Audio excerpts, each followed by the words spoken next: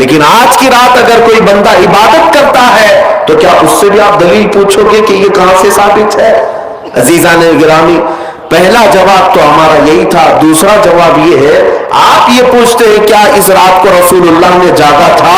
ذکر کی محفل سجائیں گے اور اس کے بعد انشاءاللہ اللہ کی بارگاہ میں گڑ گڑا کر دعا بھی کریں گے، کیونکہ آج کی رات مغفرت کی رات ہے۔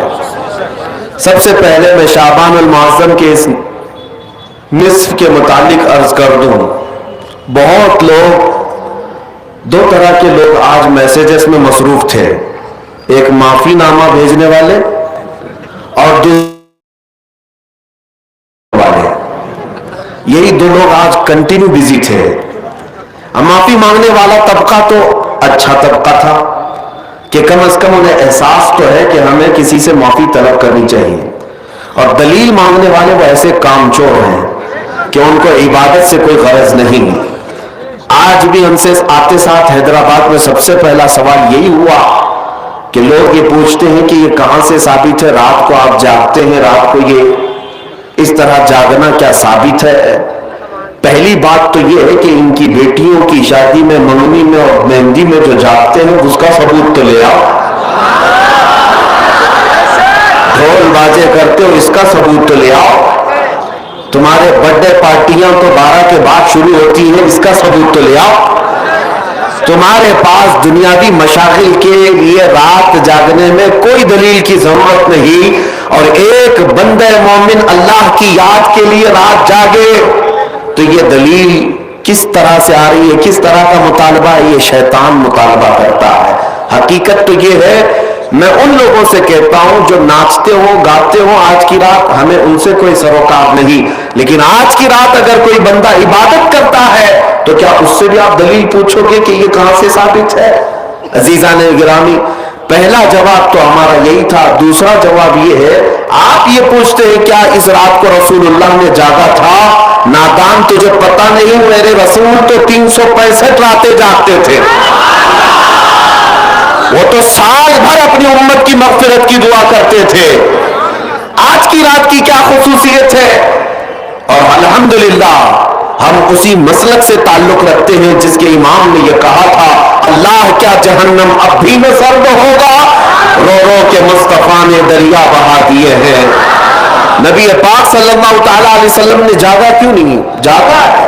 ماں عائشہ صدیقہ رضی اللہ تعالیٰ عنہ کی روایات میں آپ کو بتاتا ہوں، جامع ترمذی کی حدیث ہے اور مشکات المصابیح کی حدیث ہے، جس میں صحیح احادیث ہے، وہ میں پہلے آپ کے سامنے عرض کر رہا ہوں۔ سیدہ عائشہ صدیقہ رضی اللہ تعالیٰ عنہ فرماتی ہے، ایک رات میں اپنے حجرے میں سوئی تھی، میرے آقا صلی اللہ تعالیٰ علیہ وسلم میرے حجرے میں تھے، اس دن باری میرے ساتھ حضور کی گزارنے کی تھی، لیکن آدھی رات ہوئی تو میں نے دیکھا کہ حضور حجرے میں نہیں ہے۔ میں گھبرا کر اٹھ بیٹھی، سوچا کہ کسی اور زوجہ کے گھر حضور تشریف لے گئے ہوں گے، تو مسجد میں جا کر دیکھی، مسجد میں نظر نہیں آیا۔ تو حضرت عائشہ کہتی ہیں کہ رات کی کئی پہر گزر چکے تھے، میں چلتی ہوئی باہر نکلی۔ یہ صحابہ یا حضور کے اہل بیت کا ایک طریقہ تھا حضور کو ڈھونڈنے کا، کسی سے پوچھتے نہیں تھے بلکہ حضور کی خوشبو سونگتے ہوئے نکلتے تھے۔ کیا مہکتے ہیں مہکنے والے، روح پہ چلتے ہیں بھٹکنے والے، ان کی مہک نے دل کے غنچے کھلا دیے ہیں، جس راہ چل دیے ہیں کوچے بسا دیے ہیں۔ ماں عائشہ صدیقہ اسی خوشبو کی بدولت ڈھونڈتی ہوئی آئیں تو دیکھا نبی پاک صلی اللہ تعالیٰ علیہ وسلم آج کی رات جنت البقیع قبرستان میں تھے، مومنین کی مغفرت کی دعائیں کر رہے تھے، وہاں پر تسبیح و اذکار پڑھ رہے تھے۔ پھر تھوڑی دیر کے بعد حضرت عائشہ اپنے گھر واپس آئیں حجرے میں، تو ان کے جسم کے اندر گرمی تھی، حرکت تھی۔ حضور پاک صلی اللہ تعالیٰ علیہ وسلم واپس جب تشریف لائے، پوچھا، اے عائشہ کیا بات ہے، تم گھبرائی ہوئی ہو، بے چین ہو؟ کیا تمہیں ایسا لگتا ہے کہ اللہ اس کے رسول تمہارے ساتھ کچھ غلط کریں گے، زیادتی کریں گے؟ حضرت عائشہ کہتی ہیں، ہرگز نہیں یا رسول اللہ، میں نے یہ سوچا تھا کہ آپ شاید کسی اور زوجہ کے گھر گئے ہوں گے۔ نبی پاک صلی اللہ تعالیٰ علیہ وسلم حضرت عائشہ سے فرماتے، اتدرین هذه اللیلہ، عائشہ آج کی رات کے بارے میں تو جانتی ہے یہ کون سی رات ہے؟ ماں عائشہ صدیقہ نے پوچھا، یہ کون سی رات ہے؟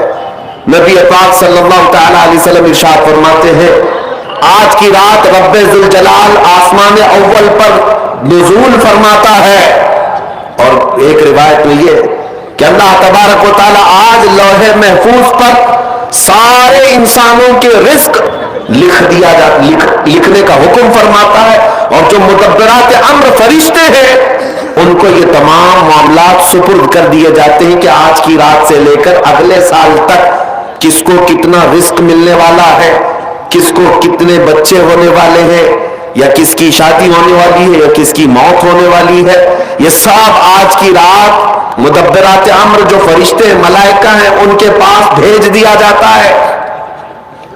اسی رات رزق کی تقسیم ہوتی ہے، تمام معاملات کی تقسیم ہوتی ہے، یہ حدیث پاک میں موجود ہے۔